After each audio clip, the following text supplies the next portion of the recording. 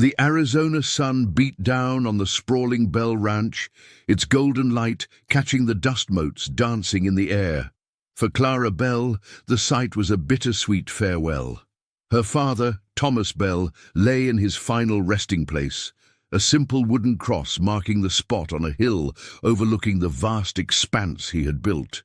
Thomas, a man of grit and vision, had forged a legacy from the unforgiving desert, and now that legacy was in peril. Clara, her heart heavy with grief, stood beside her two older brothers, James and Marcus. James, the eldest, a man whose ambition was as vast as the land itself, had already taken to wearing their father's hat, a symbol of a power he believed was his by divine right. Marcus, the younger of the two, was a shadow of his brother, his silence a sign of complicity rather than dissent. The grief that bound them was thin, a fragile veneer over a chasm of mistrust and greed. Their father's will had been clear. The ranch, the heart of the Bell family fortune, was to be divided equally among his three children.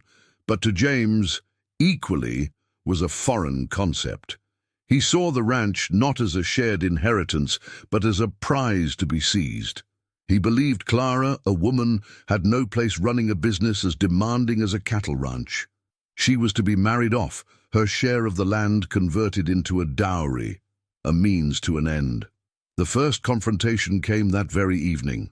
The scent of pine and whiskey hung in the air of the main house. James, his voice low and menacing, laid out his plan. "The ranch needs a strong hand, Clara, a man's hand. We've had an offer from the Blackwood Corporation, a good one. They want to buy out your share." Clara, her hands balled into fists, stared at him. "This ranch is my home, James. Father wanted me to have a part of it. I'm not selling." "You have no choice," Marcus interjected, his voice surprisingly firm. "We've already signed the papers. The deal is done." The words hit Clara like a physical blow. She felt the world tilt on its axis. Her brothers, her own flesh and blood, had betrayed her. They had plotted behind her back, their greed a shadow that had always loomed, but was now a tangible, suffocating force. She felt the hot sting of tears, not of sorrow, but of pure, unadulterated fury. "You've signed away my future," she whispered, her voice trembling with emotion. "It's for your own good," James said, a cruel smirk on his face.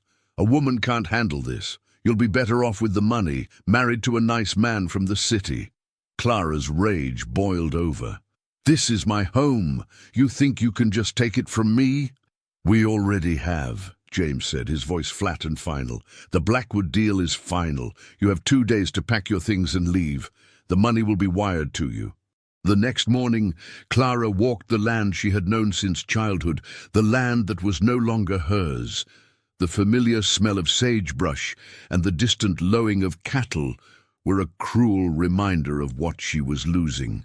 She felt a profound sense of loss, a void that was not just about the ranch, but about the family she had once held dear.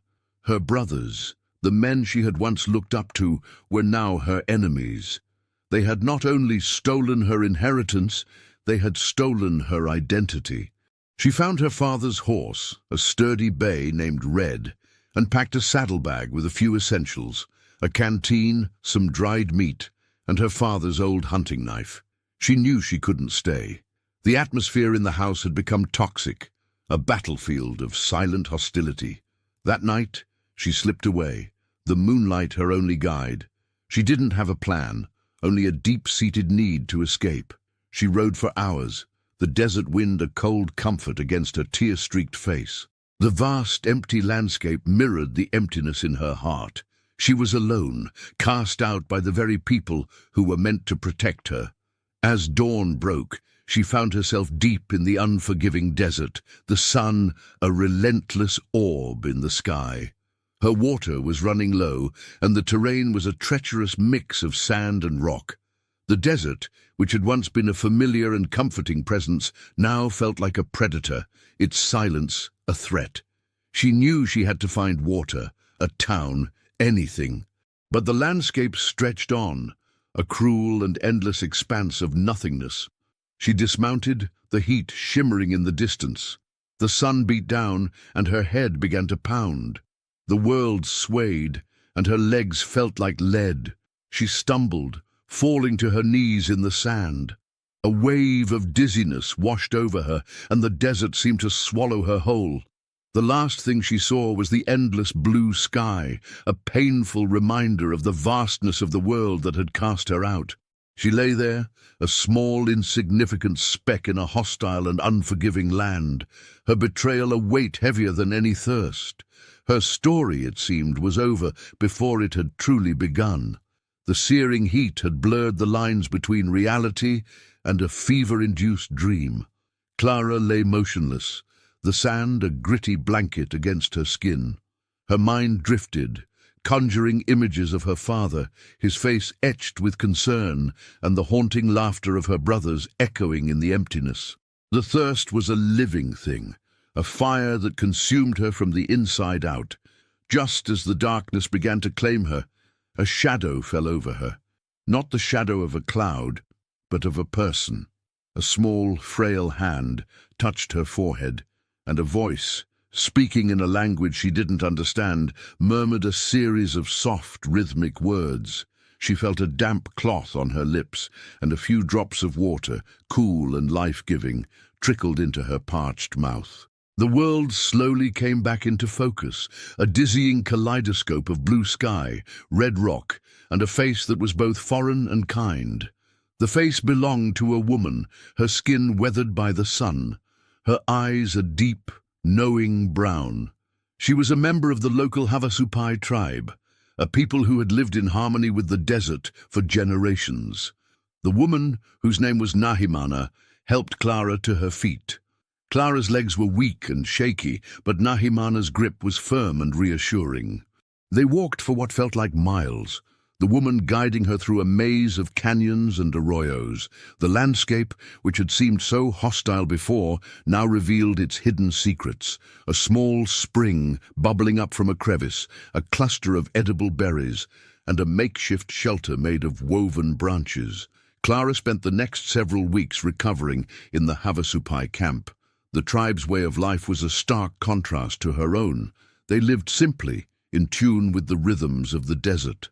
They moved with a quiet dignity, their actions guided by respect for the land and for each other. Clara, a woman raised on a ranch of 1,000 acres, found herself learning to appreciate the value of a single drop of water, the taste of roasted cactus, and the sound of the wind whispering through the canyons. Nahimana, her rescuer, became her teacher. She taught Clara how to read the desert, to find water where there seemed to be none, and to use the plants for medicine and sustenance. She taught her how to track animals, how to make a fire without matches, and how to weave a sturdy basket from yucca leaves. Clara, who had always relied on the comforts of her ranch life, was forced to confront her own vulnerabilities and to learn a new kind of strength, a strength born not of brute force, but of patience, resilience, and a deep understanding of her environment. The language barrier was a challenge, but Nahimana and Clara communicated through gestures and a shared respect. They spent hours sitting by the fire, the woman speaking in her native tongue, Clara listening, a silent student absorbing the wisdom of a people who had survived in this harsh land for centuries. Clara spoke of her betrayal, of her anger and her grief. Nahimana listened, her eyes filled with a quiet empathy. She didn't offer platitudes or easy solutions. Instead, she taught Clara how to channel her anger into action, to use her pain as a source of strength. One evening, as the sun painted the sky in shades of orange and purple, Nahimana spoke in a low, even voice. "The desert takes, but it also gives. It has stripped you of what you thought you were, but it has given you a new skin, a new purpose. The past is a weight. You must carry it, but you do not have to be crushed by it." Her words resonated deeply with Clara. She had been so consumed by her betrayal, by the injustice of it all, that she had forgotten who she was. The desert had not only saved her life, it had given her a new identity. She was no longer just Clara Bell, the rancher's daughter. She was a survivor, a woman who had faced the unforgiving elements and had not broken. One day, while tracking a deer, they came across a small, hidden trail. Nahimana pointed to it, a glint in her eyes. This path leads to the trading post, the place where the worlds meet. She handed Clara a small pouch filled with dried meat and a skin filled with water. You are strong now. You have learned what you needed to learn. It is time for you to go back, but not as the girl who was betrayed, as the woman who was reborn. The farewell was quiet. Clara embraced Nahimana, a wordless gesture of gratitude and love. She looked back at the small, hidden camp, a place that had been her refuge, her school, and her home. The Havasupai had taught her that strength was not about what you owned, but about who you were.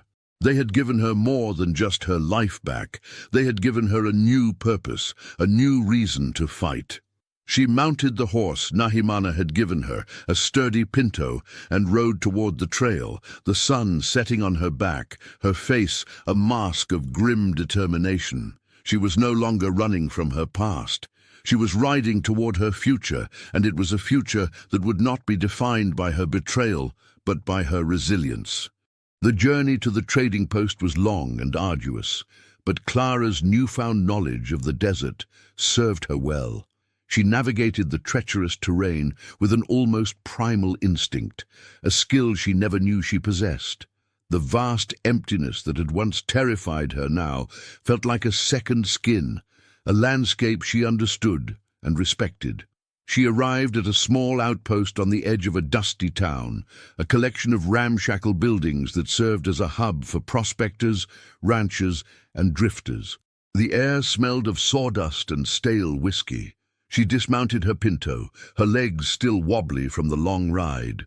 The town, which felt both familiar and alien, was a stark contrast to the quiet solitude of the desert. She felt the eyes of men sizing her up, her simple buckskin clothes and weathered face marking her as an outsider. She ignored their stares, her gaze fixed on a sign that read, Dr. Elias Thorne, General Practitioner. The name was a ghost from her past. Dr. Thorne had been her family's physician for years, a kind and gentle man who had known her since she was a little girl. She hesitated for a moment, a wave of apprehension washing over her. She was no longer the innocent rancher's daughter he had known. She was a woman hardened by betrayal and the unforgiving desert. Would he even recognize her? Would he believe her story? Taking a deep breath, she pushed open the creaky door. The small office was cluttered with medical instruments, dusty books, and a faint smell of antiseptic. A man with graying hair and a kind face sat behind a desk, his head buried in a ledger. He looked up, his eyes widening in recognition. Clara? Clara Bell? Clara felt a lump form in her throat. Yes, doctor. It's me. Dr. Thorne rose from his chair, his face a mixture of shock and relief. My God, child, we heard you were gone. Your brothers said you ran off. They said you sold your share and disappeared. They lied, Clara said, her voice raw with emotion.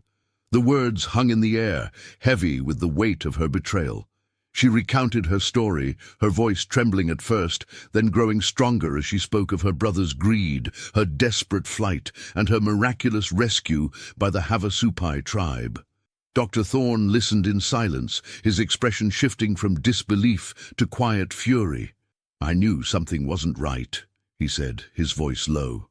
James came to me, said you were sick, said you needed to be committed. I refused. Thank God, they're monsters, Clara, pure and simple. He saw the raw pain in her eyes, the apathetic look of a person betrayed. He understood that her ordeal had not only been physical, but also profoundly emotional. He recognized the signs of trauma, the subtle flinches, the guarded posture. You need to rest, he said, his voice soft. You need to heal. I have a spare room. You can stay here for as long as you need. Clara, exhausted and emotionally drained, accepted his offer. The room was small but clean, the bed soft and inviting. For the first time in weeks, she felt safe. She slept for hours, a deep, dreamless sleep that erased the exhaustion from her bones. When she woke, the sun was setting, casting a warm orange glow through the window. Dr. Thorne sat at her bedside, a cup of hot tea in his hands. "Your brothers have been busy," he said, his voice grim. "They've started a new venture, a partnership with Blackwood Corporation to expand the ranch, to turn it into a cattle empire. They're pushing the smaller ranchers out, offering them a pittance for their land. It's a land grab, pure and simple." The news was a cold, hard slap of reality. Her betrayal was not a one-time act of greed, but part of a larger, more sinister plan. Her brothers were not just taking her inheritance, they were destroying the very community their father had helped build. The thought ignited a fresh fire in her heart, a fire of righteous anger. Dr. Thorne, seeing the determination in her eyes, placed a hand on her shoulder. "Clara, you have a long road ahead of you. You can't just go back there. You'll be killed." "I have to," she said, her voice firm. "They stole my home. They lied about me. They're destroying everything my father worked for. I won't let them win." "Then you'll need a plan," he said, a glint of defiance in his own eyes. "You can't go back as Clara Bell, the girl they betrayed. You have to go back as someone they don't know, someone they don't expect." He saw the spark of a new idea in her eyes. "I can help," he said. "I can give you a new name, a new identity. I have contacts in the city, people who owe me favors. We can get you documents, a new backstory. You can be a new person." Clara nodded, her mind already racing. She saw a path forward, a way to reclaim what was hers. "I need a new name," she said, her voice a low murmur, one they'll never forget. "I have an idea," Dr. Thorne said, a slow, thoughtful smile spreading across his face. "You've always been a fighter, Clara, from the moment you were born. We'll call you Claire." The name felt right, a new skin for a new life. Claire, the woman who would rise from the desert, not to seek revenge, but to claim justice. She looked at Dr. Thorne, her eyes filled with gratitude. She had not only found a safe haven, she had found an ally, a man who was willing to risk everything to help her fight for what was right. With his help, she knew she could do it. She would return to her ranch, not as a victim, but as a force to be reckoned with. Her long journey to reclamation had just begun. The next few weeks were a whirlwind of preparation. Dr. Thorne was true to his word, using his connections to secure a new identity for Clara. He forged documents, a birth certificate, and a land deed that established her as Claire Dubois, a wealthy heiress from New Orleans who had come west to invest in the booming cattle industry. The name was a perfect cover. It sounded foreign, exotic, and gave her a plausible reason for her sudden appearance in the Arizona territory. Dr. Thorne also taught her the ins and outs of the cattle business, providing her with ledgers, maps, and information about the other ranches in the area. He taught her how to read a market report, how to negotiate a contract, and how to command respect in a world dominated by men. Clara, a quick study, absorbed it all, her mind a steel trap of information. She spent hours poring over the details of her new persona, practicing her accent, and perfecting her story. She was no longer Clara Bell, the rancher's daughter. She was Claire Dubois, the ruthless businesswoman. Her transformation was not just external. With Dr. Thorne's guidance, she began to heal from the emotional wounds of her betrayal. He helped her to process her anger, to channel her pain into a focused, unyielding determination.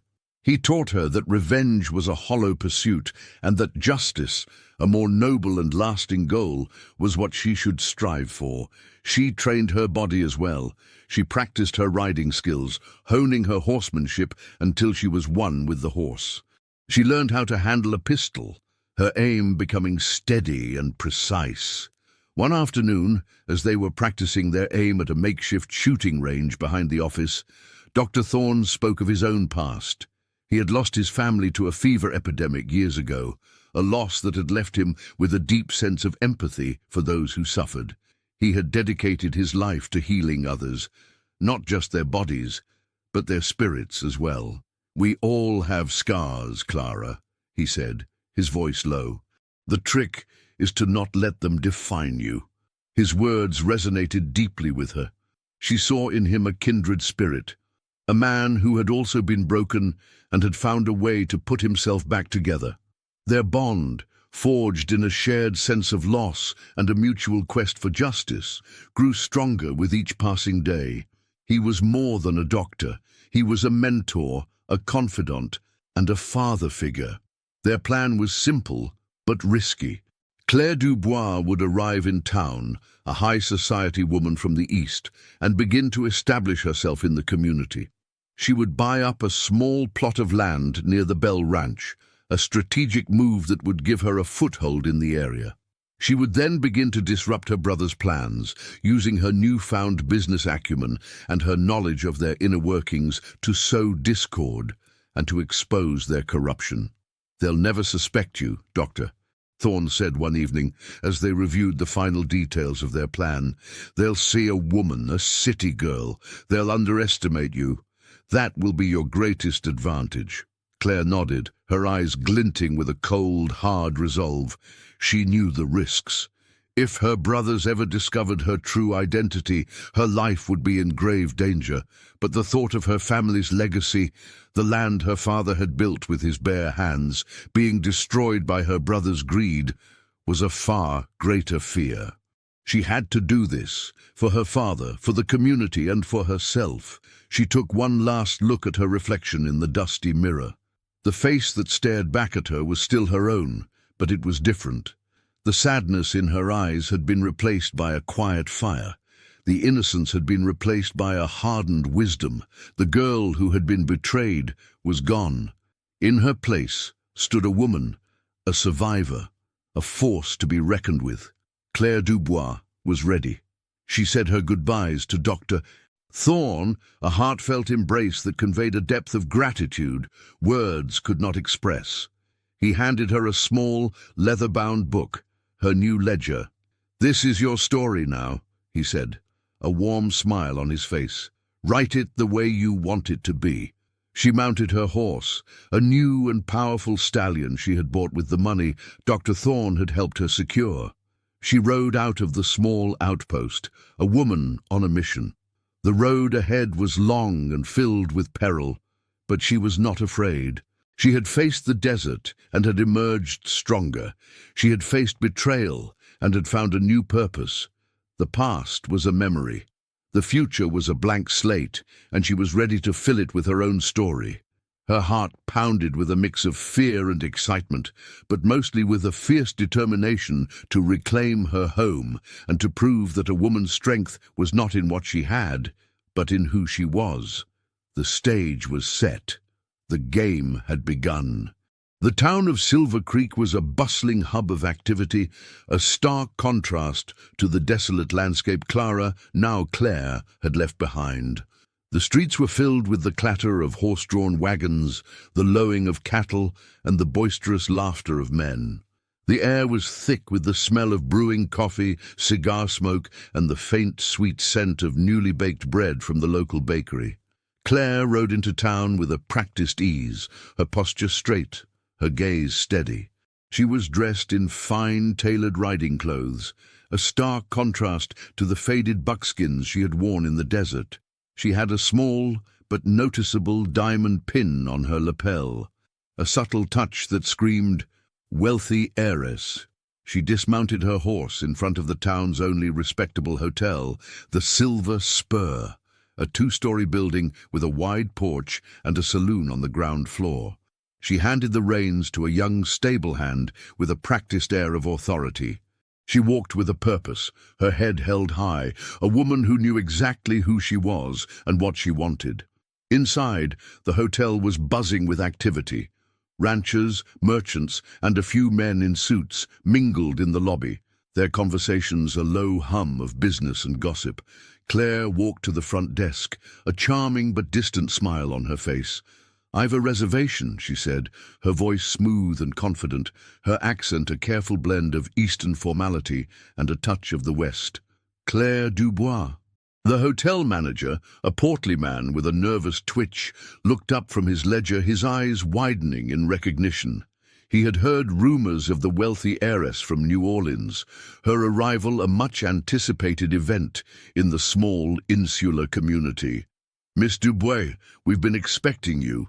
Your suite is ready. We've taken the liberty of preparing it for you." Claire nodded, a silent acknowledgement of his deference. She was not a rancher's daughter now, she was a client, a woman of means and influence. She was escorted to her suite, a spacious room with a balcony overlooking the main street. From her vantage point, she could see the town in its entirety.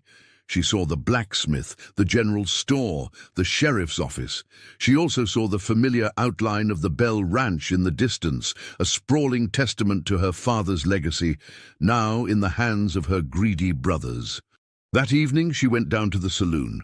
The place was loud and smoky, a haven for men looking to unwind after a long day of work.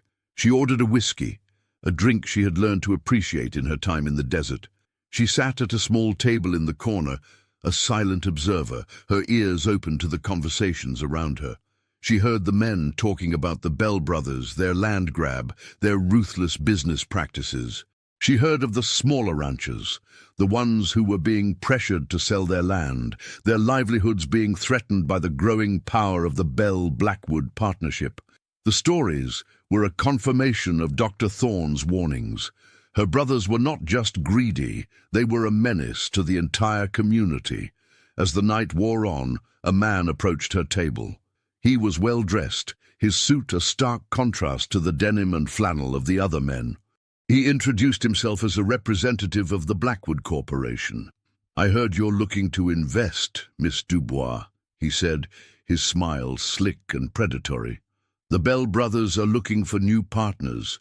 We could make you a very rich woman." Claire looked at him, her eyes as cold as a winter storm. "I'm a self-made woman," she said, her voice a low murmur. "I don't need a man to tell me how to make a fortune. And I'm not interested in partnering with people who prey on the weak." The man's smile faltered, a flicker of surprise in his eyes. He had expected a naive, gullible woman, someone who would be easily charmed. He had found a force of nature. "I'll be sure to tell the Bell brothers you're not interested," he said, his voice laced with a subtle threat.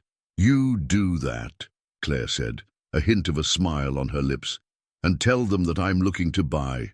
I'm always on the lookout for a good deal, especially on prime ranch land." The man's face went pale. The implication was clear. She wasn't a potential partner, she was a competitor. He mumbled an excuse and retreated, his confidence shattered. Claire finished her drink, a sense of satisfaction spreading through her.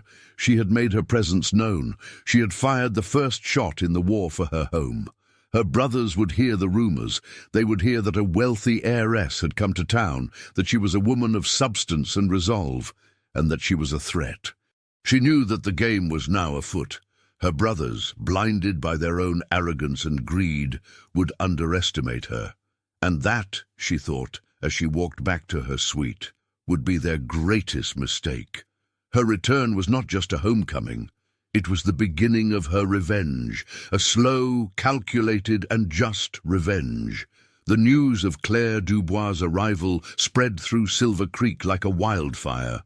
Her refusal to partner with the Blackwood Corporation, her cryptic warning, and her air of quiet authority made her a figure of intrigue and suspicion. To the townsfolk, she was an enigma. To the Bell brothers, she was a problem. James and Marcus, their egos bruised, saw her as an annoyance, a wealthy woman with a misplaced sense of moral superiority. They underestimated her, a fatal mistake that would soon come back to haunt them. Claire, using the information Dr. Thorne had provided, began to put her plan into action. She spent her days riding through the countryside, visiting the smaller ranches that were under pressure from her brothers. She introduced herself not as a competitor, but as a potential partner, a woman who was looking to invest in the community, not exploit it. She spoke with the ranchers, listened to their stories of intimidation and coercion, and offered them a lifeline. One of the first ranchers she approached was a man named Hank Miller, a grizzled old cowboy who had been a friend of her father's. His land, a small but fertile plot, was a strategic piece in her brother's land grab. They had offered him a pitiful sum, threatening to run his cattle off his land if he didn't sell. "They're vultures, Miss Dubois," Hank said, his voice laced with defeat. "They're trying to push all of us out. They'll have the whole valley in their hands before long." Claire listened, her heart aching for the old man. She saw the fear in his eyes, the desperation that had taken hold of the community. "What if I told you there was another way, Mr. Miller?" she said, her voice soft but firm. "What if I told you I could help you? What if I told you I could give you a fair price for your land and you could stay on as my foreman?" Hank's eyes widened in surprise. "You'd do that? Why?" "Because I believe in this community, Mr. Miller," she said, a small lie that was rooted in a larger truth. "I believe in the people who built it. I don't believe in men who get rich by tearing others down." Hank, a man who had been at the end of his rope, saw a flicker of hope in her offer. He agreed to the deal.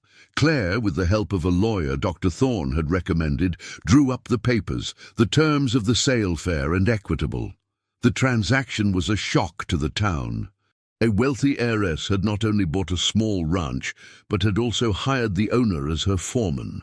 It was an act of defiance, a clear signal to the Bell brothers that she was not to be trifled with. The news of the sale reached the Bell ranch, and it was met with a mixture of anger and confusion. James, his face flushed with rage, threw a whiskey glass against the wall. "Who the hell is this Claire Dubois?" he bellowed. "She's interfering with our business. This is a setback." "She's just a city girl, James," Marcus said, his voice a cautious murmur. "She probably just wants to play at being a rancher. It won't last." "Don't be a fool, Marcus," James snapped. "She's not a fool. She's a snake, and she's trying to get into our nest. We need to handle this. We need to make an example out of her. We need to show her who's in charge." The next day, James and Marcus rode to Hank Miller's ranch, their faces grim. They found Claire, dressed in a simple blouse and jeans, inspecting a fence line. "Miss Dubois," James said, his voice laced with a menacing politeness, "I believe you've bought some land that rightfully belongs to us. We've had a deal with Mr. Miller for weeks." Claire turned, her expression unreadable. "The papers say otherwise, Mr. Bell," she said, her voice as smooth as silk. "Mr. Miller's land is legally and rightfully mine, and I plan to protect it with every ounce of my being." James's face hardened. "We have a way of dealing with people who interfere with our business, Miss Dubois." "And I have a way of dealing with bullies, Mr. Bell," she said, her eyes meeting his without a flicker of fear. "You can try to intimidate me. You can try to threaten me, but I promise you, you will regret it. I am not a person to be trifled with." The air was thick with tension. James, seeing the unyielding determination in her eyes, knew he had met his match. He had expected a naive city woman who would crumble under his pressure.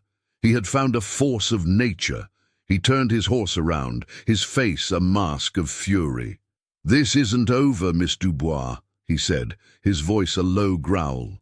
"I know," Claire said, a small knowing smile on her lips. "I'm counting on it." As they rode away, Marcus looked at his brother, his face pale. "James, she's not who she says she is. She's not just a rich city woman. She knows what she's doing." "I know," James said, a new glint of respect in his eyes, "and I'm going to find out who she really is, and when I do, I'm going to crush her. I'm going to make her regret the day she ever set foot in this town." Claire, watching them ride off, felt a surge of exhilaration. She had won the first battle, but the war, she knew, had only just begun. Her brothers were not just greedy, they were dangerous, and she, a woman who had been betrayed and left for dead, was their only obstacle. The fight for her home had begun, and she was more than ready to face it. She had found a purpose, and it was a purpose that was bigger than just herself. It was a purpose to protect the community her father had built, a purpose to fight for justice, and a purpose to prove that a woman's strength was not in her wealth or her status, but in her unyielding spirit. Claire's strategic land purchases and her alliance with the smaller ranchers began to put a significant dent in the Bell-Blackwood partnership's plans. The local bank, which had been a willing accomplice in the brothers' scheme, now looked at Claire with a newfound respect. She was not just a rich heiress, she was a savvy investor, a woman with a plan and the resources to see it through. Her presence was a disruptive force, a wrench in the well-oiled machine of her brother's greed. James, a man used to getting his way, was furious. He tried to intimidate Claire, sending his hired hands to harass her new foreman, Hank Miller, and to vandalize her property. But Claire, with Dr. Thorne's help, was always one step ahead. She hired a team of her own men, a group of loyal and experienced hands who had also been pushed out by the Bell brothers. She filed legal complaints, documenting every act of intimidation and vandalism. The law, a tool that had been on her brother's side, was now a weapon she wielded with precision. The constant setbacks began to take a toll on the Bell brothers' partnership. The Blackwood Corporation, a company that valued profits over principles, grew impatient. They had invested heavily in the Bell Ranch, expecting a quick and easy land grab. Instead, they were facing a protracted and expensive legal battle. The company's representative, the same man Claire had so easily rebuffed in the saloon, came to James with an ultimatum. "The board is losing faith, James. You said this would be a simple acquisition. Instead, you've gotten into a war with a woman. You need to get her out of the way, now." The pressure from Blackwood, coupled with Claire's relentless attacks, began to create a fissure between the brothers. James, the more volatile of the two, lashed out at Marcus. "This is your fault," he bellowed. "You said she was no threat. You said she was just a city girl. Look at what she's doing to us." Marcus, who had always been a shadow of his brother, was beginning to find his own voice. The endless lying, the constant cruelty, the betrayal of their own sister had begun to weigh on his conscience. He had been a willing participant in their scheme, but he had never been as ruthless as James. "Maybe she is a threat, James," he said, his voice surprisingly steady. "Maybe she's better than us. Maybe she's right." "Right?" James scoffed. "There's no right or wrong in this business. There's only winning and losing, and we are not going to lose to some woman." The confrontation ended with James storming out, his face a mask of rage. Marcus was left alone, a man grappling with his conscience. He had spent his life in his brother's shadow, doing his bidding, turning a blind eye to his greed. But now, with Claire's presence, a mirror had been held up to his actions, and he didn't like what he saw. He saw a man who had betrayed his own sister, a man who had helped destroy their family's legacy. One night, unable to sleep, he walked to his father's old study. He sat in his father's chair, the familiar scent of pipe tobacco and old leather filling the air. He looked at the family portraits on the wall, his father, his mother, and a young, smiling Clara, her eyes filled with a light that had long since been extinguished. He remembered the day they had told her she was to leave, the look of disbelief and pain in her eyes. The image haunted him, a constant reminder of his complicity. He knew he couldn't continue down this path. He had to make it right. He had to atone for his sins. He knew what he had to do. The next morning, he left the ranch. A single horse and a change of clothes, his only possessions. He rode for hours. The vast emptiness of the desert a silent witness to his internal turmoil. He had no destination in mind, only a desperate need to escape the man he had become. Meanwhile, Claire continued her campaign, her resolve unwavering. She had not only halted her brother's land grab, she had created a division between them. She knew that a house divided would not stand. She knew that her greatest weapon was not her wealth, but her intelligence and her understanding of her brother's weaknesses. James's arrogance and Marcus's cowardice were the cracks in their foundation, and she was relentlessly pounding on them, widening them with every strategic move she made. She knew her brother was a ruthless man, but she also knew he was predictable. She knew that his pride, once wounded, would lead him to make a mistake. She was just waiting for the right moment, for the right opportunity to strike.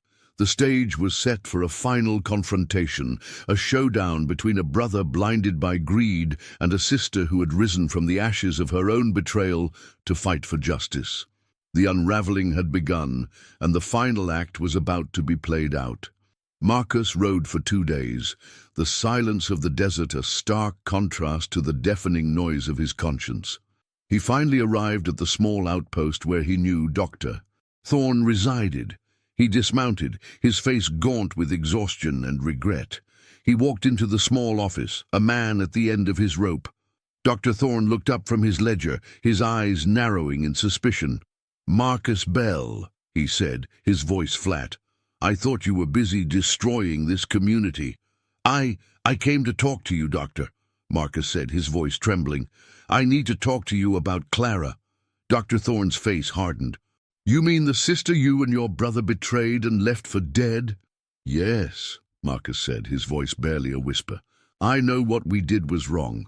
It was James's idea, but I went along with it. I let it happen. I'm so sorry." Dr. Thorne, a man who had seen his fair share of suffering, saw the genuine remorse in Marcus's eyes. He saw a man who was broken, a man who had lost his way and was desperately trying to find his way back. "Where have you been, Marcus?" he asked, his voice now softened. "We thought you were with your brother." "I left," Marcus said, his eyes filled with a painful honesty. "I couldn't do it anymore.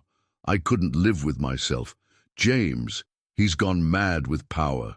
He's ruining everything. He's going to destroy the ranch, and he's going to destroy himself." Marcus then began to talk, pouring out the details of their betrayal, their plan to sell the ranch to Blackwood, and James's ruthless tactics.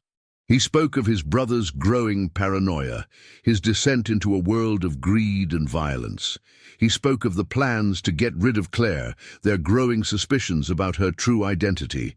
He handed Dr. Thorne a folder filled with documents, ledgers, and a map of the Bell Ranch. "These are all the deals," he said, his voice raw with emotion. "The illegal ones, the ones that prove James is a fraud. He's been falsifying the books, using the ranch as collateral for loans he can't repay. He's going to lose it all." Dr. Thorne listened in silence, his mind racing. This was the break they needed.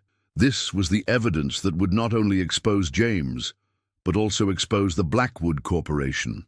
He looked at Marcus, a man who had been a villain and was now seeking redemption. "Why are you telling me this, Marcus?" he asked. "Why are you risking everything to come here?" Because I owe it to Clara," he said, tears welling up in his eyes. "I never meant for her to get hurt. I got caught up in James's plan. He promised me wealth, power, everything I ever wanted, but it was all a lie. All I ever wanted was my family, and I destroyed it. I'm not a good man, Doctor, but I want to try to be. I want to help Clara get her home back. I want to make this right." Dr. Thorne, a man who believed in the power of redemption, saw a flicker of hope in Marcus's confession. He knew that this information was a game-changer. He also knew that it came with a heavy price. James, a man who had no qualms about hurting his own sister, would not hesitate to kill his own brother for this betrayal. He looked at Marcus, his face now filled with a quiet compassion. "Marcus, you've done the right thing," he said, "but you can't go back. Your brother will kill you. He'll kill you before you can tell anyone what you've told me." "I know," Marcus said, a sense of grim acceptance in his voice. "But I don't care. I'm already dead to him. I just want to help Clara. I want to do one good thing before it's too late." Dr. Thorne, with the information in hand, sent a coded message to Claire. The message was simple. "I have a new ally, a new plan. Meet me at the old mining shack in 2 days. Bring your lawyer. The final act is upon us." Claire, reading the message, felt a surge of adrenaline. She knew what it meant. The long game was over. It was time for the final showdown. She was not just fighting for her home now. She was fighting for her brother, for his chance at redemption, for a last flicker of hope in a world consumed by greed. She knew this was the most dangerous part of her plan, the final battle that would determine the fate of her family and her home. She was ready. The old mining shack stood on a remote ridge overlooking the Bell Ranch, a silent, weathered sentinel. The Arizona wind, a constant and unforgiving presence, rattled the loose boards and whistled through the cracks in the walls. Inside, Claire, Dr. Thorne, and their lawyer, a sharp, no-nonsense woman named Evelyn, waited. The air was thick with tension, a palpable sense of anticipation and apprehension. They had all come to the meeting prepared, with documents, evidence, and a plan for the final showdown. Marcus rode in on a tired horse, his face pale and drawn. He looked at his sister, and a wave of emotion washed over him. The sight of her, alive and strong, was a testament to his guilt. He had left her for dead, and here she was, a force of nature, a living testament to his own betrayal. "Clara," he whispered, his voice thick with emotion. Claire looked at him, her face unreadable. She saw the pain in his eyes, the genuine remorse that was a stark contrast to the cold, calculating greed of her other brother. She saw a man who was broken, a man who had made a terrible mistake, and was now willing to risk everything to make it right. "Marcus," she said, her voice soft, "I'm glad you're here." Marcus then began to speak, his voice gaining strength as he laid out the details of his brother's scheme. He spoke of the falsified documents, the illegal loans, and the secret deal with the Blackwood Corporation to sell off the family land piece by piece. He spoke of James's ruthless ambition, his willingness to destroy anyone and anything that stood in his way. As he spoke, he handed Evelyn a stack of documents, the final pieces of evidence that would bring down his brother's empire. Evelyn, a woman who had seen her share of legal battles, was impressed. "This is it," she said, her voice filled with a quiet triumph. "This is all we need. We can file an injunction, seize the assets, and put a stop to this. James Bell is finished." The plan was simple, but effective. Evelyn would go to the city and file the legal documents, seizing the Bell Ranch and its assets. Dr. Thorne would go to the Blackwood Corporation with the evidence of their illegal dealings, threatening them with a lawsuit that would ruin their reputation and their business. And Claire would go to the ranch, to her home, and face her brother one last time. "He's going to be furious," Marcus said, a sense of fear in his voice. "He's not going to take this lying down. He's going to fight." "Let him," Claire said, a cold, hard resolve in her voice. "He's going to find out that he has no one left to fight with. The Blackwood Corporation will abandon him. His men will abandon him. He'll have nothing left but his own greed." Marcus looked at her, a sense of awe in his eyes. He saw the girl he had betrayed, a girl who had been left for dead in the desert. And he saw the woman she had become, a woman of unyielding strength and unwavering resolve. "I'm so sorry, Clara," he said, his voice raw with emotion. "I should have protected you. I should have stood up to him." Claire looked at him, her face softening. She knew he was a man who had been misguided, a man who had lost his way. She saw the truth in his eyes, the genuine regret that was a rare and precious thing in this world. "We all make mistakes, Marcus," she said, her voice filled with a quiet compassion. "The only thing that matters is what you do after you've made them." The plan was set in motion.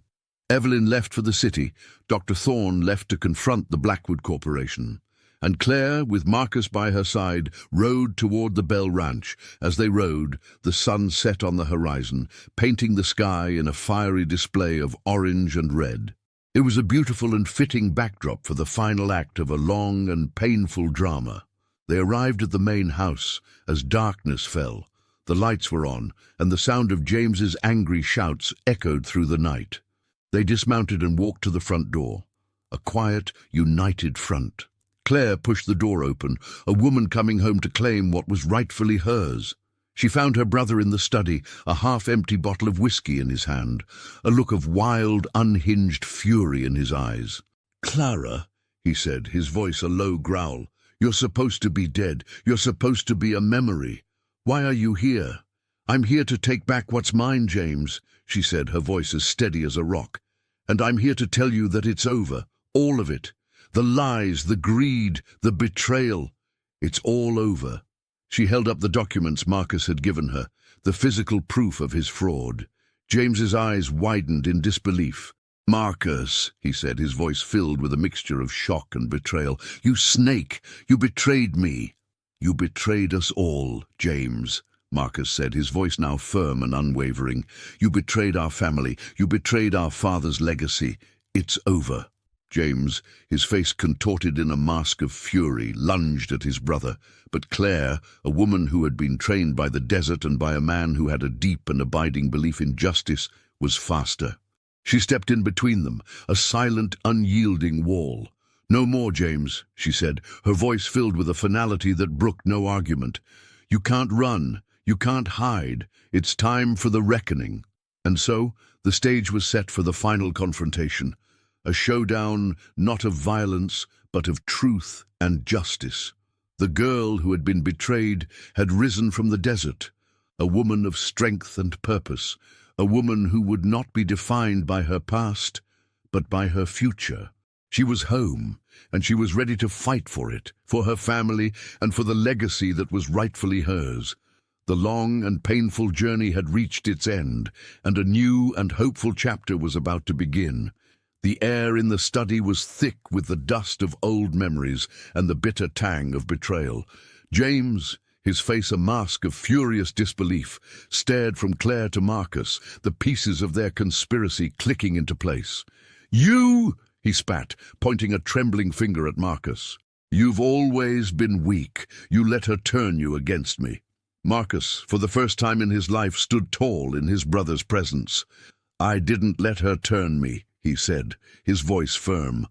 "I saw what we had become, James, what you had become, a thief, a liar. You were willing to throw away our family for a few acres of land." "The land is everything," James roared, his voice laced with the madness of a man who sees his empire crumbling. He lunged for a drawer in his desk, but Claire was faster. She stepped forward, her hand on the hilt of the pistol she had been carrying all along. "Don't, James," she said, her voice a low, warning whisper. "It's over. You've lost." James froze, his eyes locked on the gun. He saw not the little sister he had once known, but a stranger, a woman whose face was etched with a cold, hard resolve. He saw the truth in her eyes. He had underestimated her. He had underestimated her strength, her resilience, her unwavering determination, and that, he knew, was his ultimate failure. Defeated, he slumped back into his chair, the fight drained from him. He stared at the documents Evelyn had prepared, the legal papers that would strip him of everything he had stolen, the ranch, the money, the power he had so desperately craved. It was all gone. "What are you going to do?" he asked, his voice now a hollow whisper. "Are you going to send me to jail? Are you going to ruin me?" Claire looked at him, and for a moment the cold mask of her new identity slipped. She saw the little boy who had once protected her from bullies, the big brother who had taught her how to ride a horse. She saw the ghost of the family they had once been. "I'm not going to ruin you, James," she said, her voice filled with a profound sadness. "You've already done that to yourself." The next morning, the legal proceedings began. Evelyn, a master of her craft, filed the injunction that froze the Bell-Blackwood Partnership's assets and officially put the ranch under receivership. Dr. Thorne, meanwhile, delivered the evidence of Blackwood's illegal dealings to their headquarters in the city. The corporation, faced with a potential legal and public relations nightmare, quickly severed all ties with James, leaving him isolated and alone. James, stripped of his power and his support, was a pathetic sight. He watched from the porch as the sheriff's deputies came to the ranch, their presence a public and humiliating testament to his failure. He watched as the men who had once looked up to him, the hands he had abused, now looked at him with a mixture of pity and contempt. He had always believed that power and respect were one and the same, but now he knew the truth.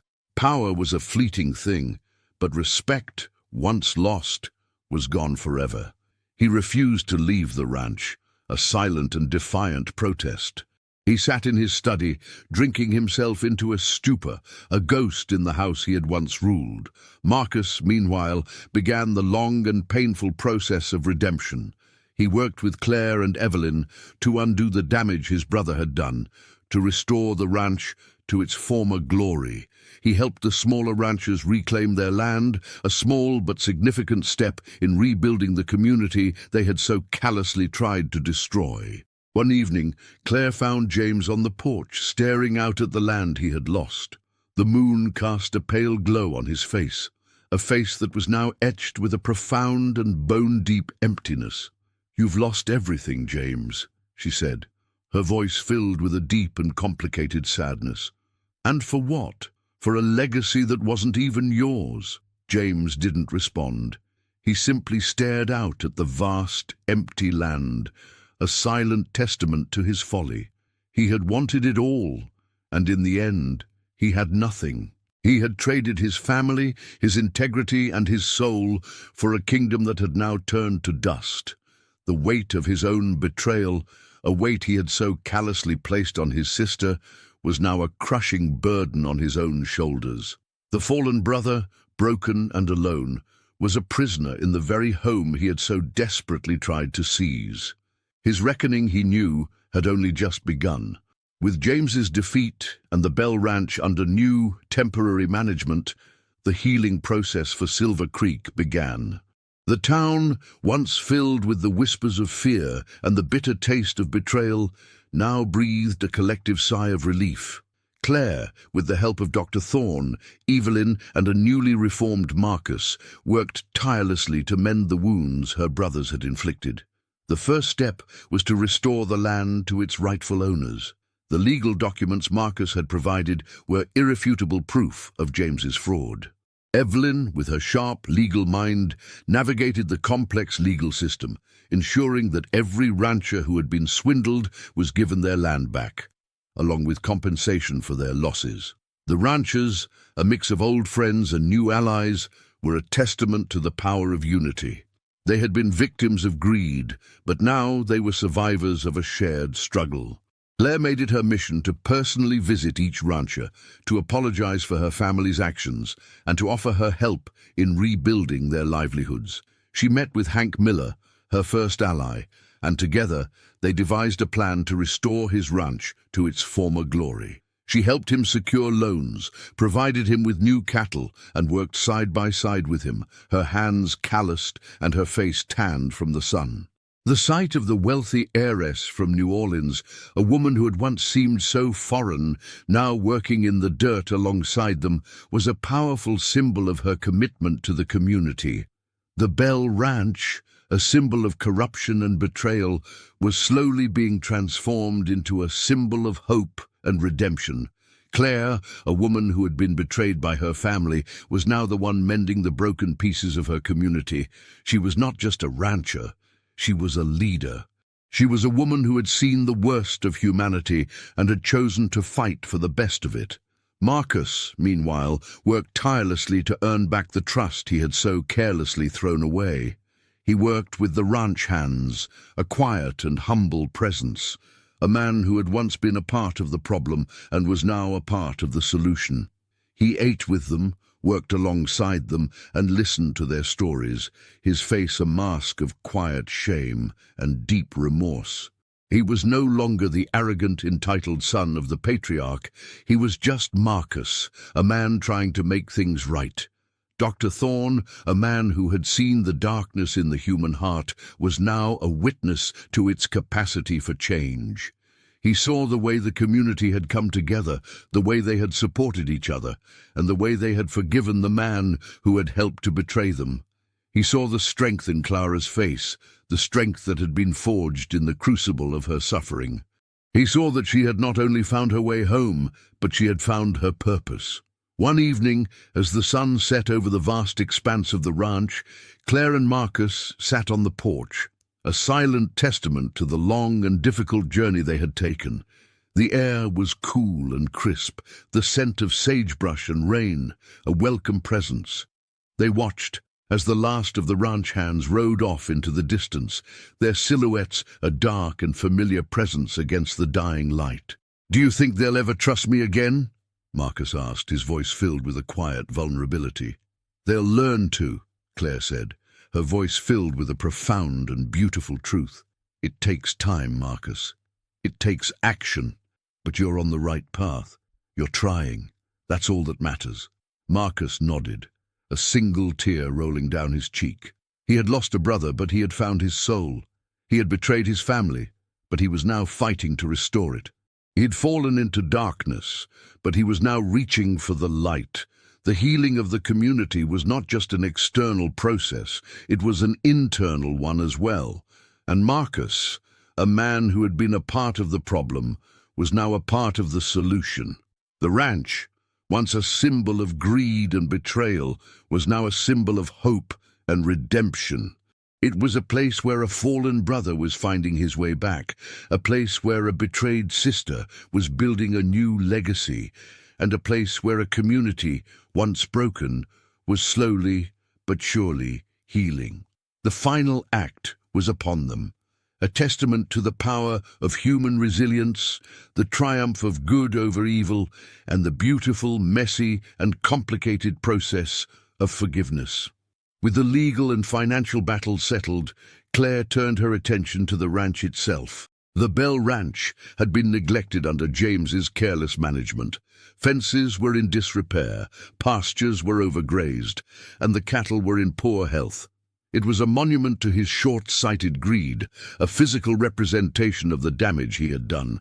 Claire, a woman with a deep and abiding love for the land, was determined to restore it. She hired a new foreman, a tough but fair man named Silas, who had a reputation for being the best in the territory. She worked alongside him, her hands calloused and her face tanned from the sun, learning the business from the ground up. She learned how to brand a calf, how to mend a fence, and how to read the weather, her practical skills honed by her time in the desert. She was no longer just the rich heiress. She was a rancher, a woman who knew the land and respected its power. She made a point of treating her ranch hands with respect and dignity, offering them fair wages and decent living conditions. She listened to their input, valued their experience, and made them feel like they were a part of something bigger than themselves. Her leadership style was a stark contrast to her brother's, and a testament to the values her father had instilled in her. She believed that a ranch was not just a business, it was a community, a family, and a home. The ranch, under her care, began to flourish. The cattle, once weak and sickly, grew strong and healthy. The land, once barren and overgrazed, grew lush and green. The Bell Ranch, once a symbol of her brother's greed, was slowly but surely becoming a symbol of her father's vision. Marcus, meanwhile, continued his quiet work of atonement. He worked in the barns, mucking stalls and mending fences, his hands raw and his body aching. He asked for nothing, expected nothing, and his humility was a powerful testament to his change of heart. He and Claire, once estranged by betrayal, were slowly building a new kind of relationship, one built on a foundation of forgiveness and mutual respect. One evening, as they sat on the porch watching the sun set, Marcus spoke of his plans. "I want to do something to help Clara," he said, his voice a low whisper. "Something to make up for all the damage. I want to build a school for the children of the ranch hands. A place where they can learn to read and write, a place where they can have a future." Claire looked at him, and her eyes filled with tears. This was not the arrogant, entitled boy she had once known. This was a man who had lost everything and had found a new purpose.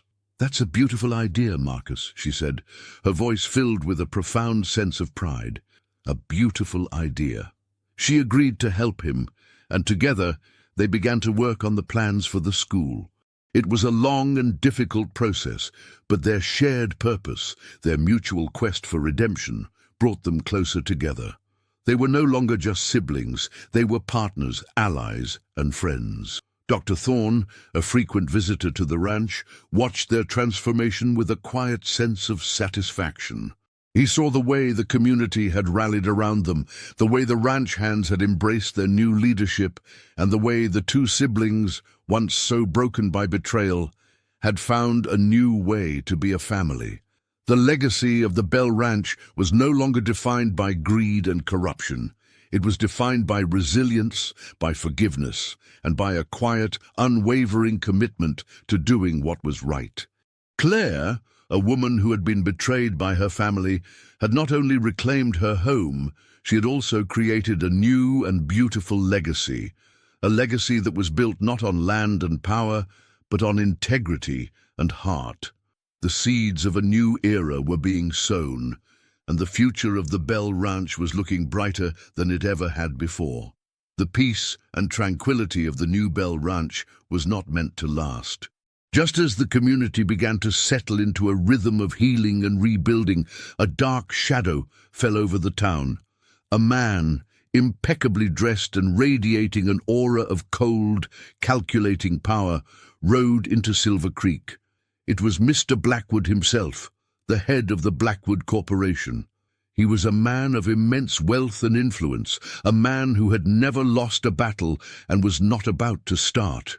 The Bell-Blackwood partnership had been a minor setback, a mere annoyance in his grand scheme of things.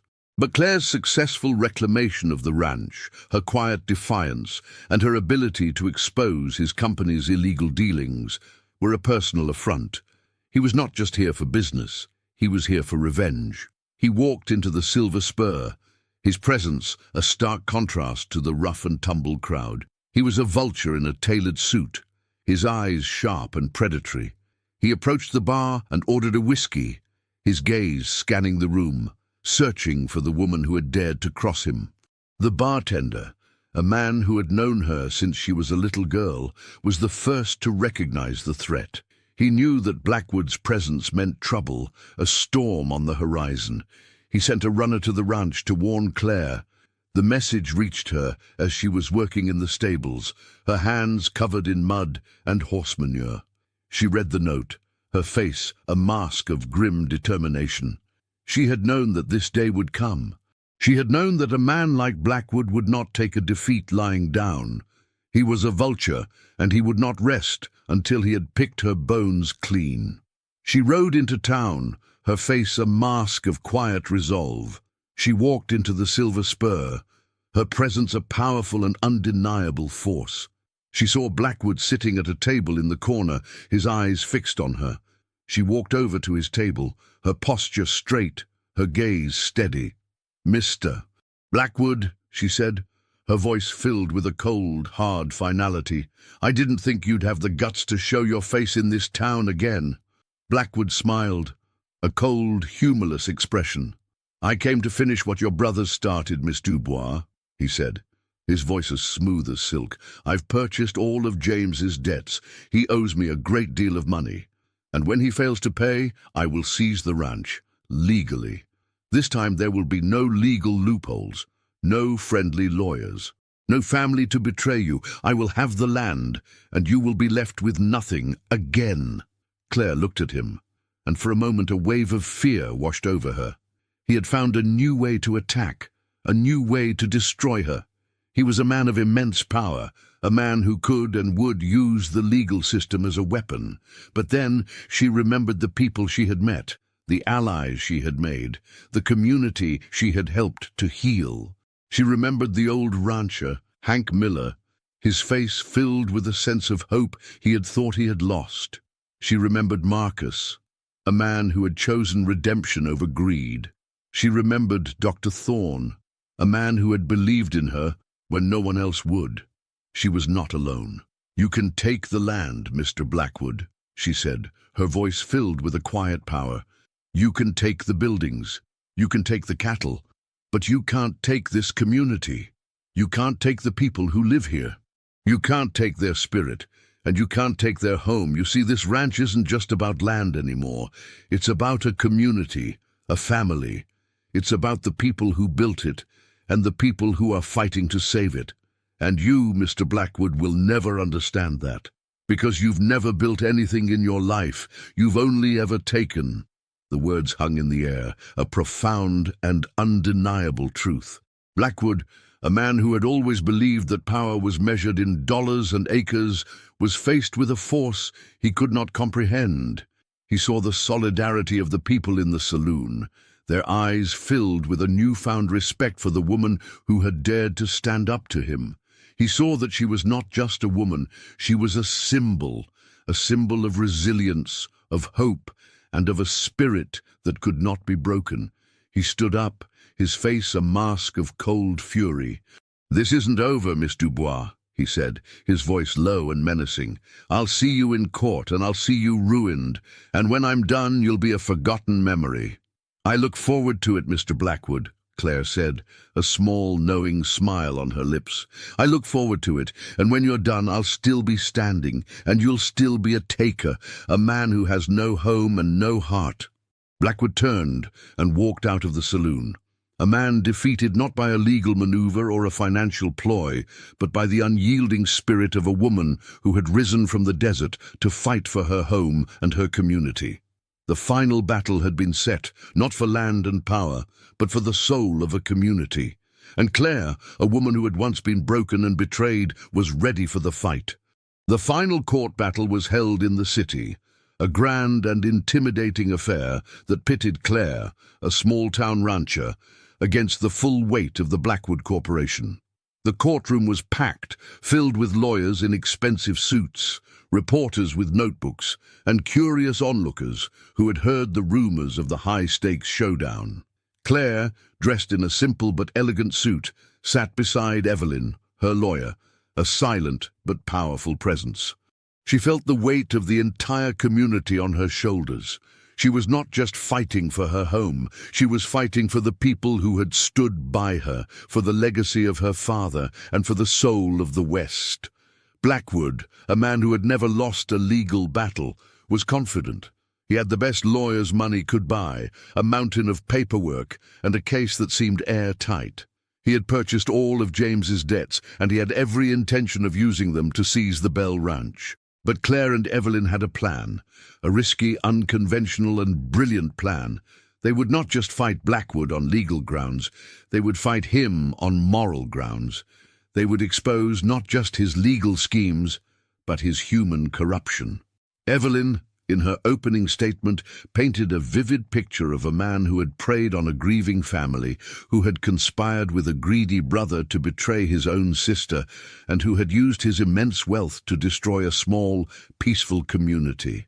She spoke of the land, of the people, of the values that were at stake. Then she called her first witness, not a legal expert or a financial analyst, but Hank Miller, the old rancher. Hank, a man who had once been defeated, now stood tall and proud on the witness stand. He spoke of the threats, the intimidation, and the constant pressure he and the other ranchers had faced. He spoke of a community that was on the verge of collapse, and of a woman who had come and given them hope. He was followed by a line of other ranchers, each of them telling their own story of betrayal and resilience. They spoke of Claire's kindness, her generosity, and her unwavering commitment to their community. They painted a picture of a woman who was not just a rancher, but a hero, a woman who had not just fought for her home, but for their very way of life. The final witness was Marcus. He walked into the courtroom, a man, a shadow of his former self, a man who had traded his arrogance for humility. He spoke of his brother's greed, of his own complicity, and of his deep, profound regret. He spoke of a family that had been torn apart by a hunger for wealth, and of a sister who had risen from the ashes to fight for its very soul. Blackwood's lawyers tried to discredit him, to paint him as a disgruntled sibling, a man who was just trying to save his own skin. But Marcus's testimony, his raw and painful honesty, was a powerful and undeniable truth. He was not a man seeking vengeance. He was a man seeking redemption. The judge, an old and weary man who had seen it all, listened in silence. He saw the mountains of legal documents, the financial records, the intricate web of deceit, but he also saw the human cost of it all. He saw the faces of the ranchers, their eyes filled with a quiet hope. He saw the face of Marcus, a man who had chosen to do the right thing, no matter the cost. And he saw the face of Claire, a woman who had lost everything and had found a way to win it all back. The trial ended with a quiet sense of finality. The verdict, when it came, was a shock to everyone. The judge, in a rare and unprecedented move, ruled in favor of Claire. He cited not just the legal documents, but the moral integrity of her case. He ruled that the Bell Ranch, a place that was not just a piece of land, but a community, could not be bought and sold by a man who had no respect for its history or its people. He ruled that the debts Blackwood had purchased were not legally binding, and that the ranch, along with all of its assets, was to be restored to Clara Bell, its rightful owner. The courtroom erupted in cheers. The ranchers, their faces filled with tears of joy, rushed to Claire, their hero. She was no longer just the rancher's daughter. She was a woman who had fought for her home and had won. The final stand had been fought, not with guns and violence, but with truth and justice. And the good, in the end, had prevailed. The sun, a golden orb in the sky, cast a warm glow on the sprawling expanse of the Bell Ranch. The air was filled with the lowing of cattle, the rustle of the wind through the sagebrush, and the sound of children's laughter. The school, a small one-room building, was filled with the excited chatter of children, their faces bright with the promise of a future that was no longer defined by poverty and ignorance. Claire, now the undisputed owner and matriarch of the ranch, stood on the porch, a quiet smile on her face. The ranch was not just a business now, it was a home, a community, a living testament to her father's vision and her own unwavering determination. The scars of her betrayal, the wounds of her loss had healed, leaving in their place a new kind of strength, a profound and beautiful wisdom. James, broken and humbled, was sent to live in a small, remote cabin on the far side of the property. Claire had not sent him to jail. Instead, she had offered him a different kind of punishment, a more profound kind of justice. She had offered him a second chance. He was a man who had lost his family, his wealth and his honor, and now he was a man who was forced to live a quiet and solitary life, a life of work and reflection, a life that would either break him or redeem him. Marcus, meanwhile, had found his place. He had not returned to the main house. Instead, he lived in a small cabin on the property, a man who had chosen to live a life of humility and hard work. He was the head of the ranch's new school, a teacher to the children of the ranch hands, a man who had lost his way and had found his purpose in a most unexpected place. He was no longer the arrogant, entitled brother. He was a man who had found his redemption in the quiet acts of service and the simple acts of kindness. Dr. Thorne and Evelyn, her two most loyal allies, were frequent visitors to the ranch. They were no longer just a doctor and a lawyer. They were family. They had stood by her in her darkest moments, and they were now there to celebrate her triumph. One evening, as the sun set over the horizon, painting the sky in a fiery display of orange and purple, Claire stood on the porch, a small cup of coffee in her hands. She thought of her father, of the man who had built this ranch from nothing, and of the legacy he had left behind.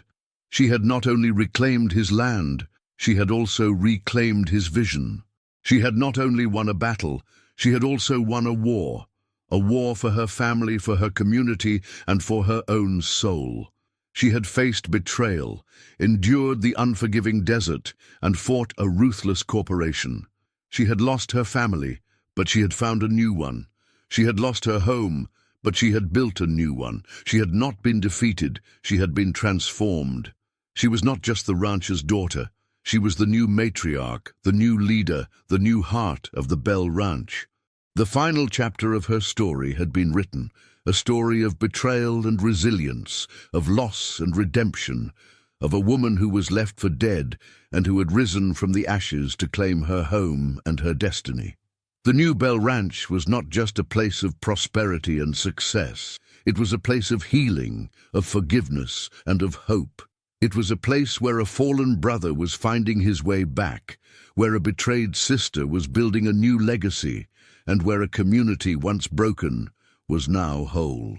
The end of one story was the beginning of another, a new and beautiful chapter, a testament to the power of the human spirit to triumph over adversity, to find its way home, and to build a new and beautiful life from the ashes of the old.